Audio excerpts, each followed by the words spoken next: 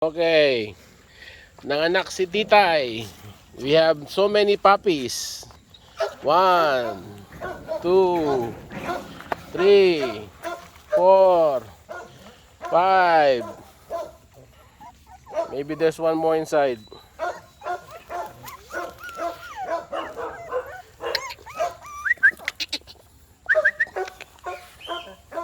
So these are our newest puppies sa farm.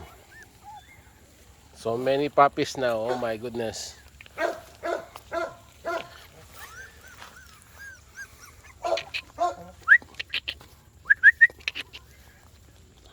Okay. That's Titay Kids.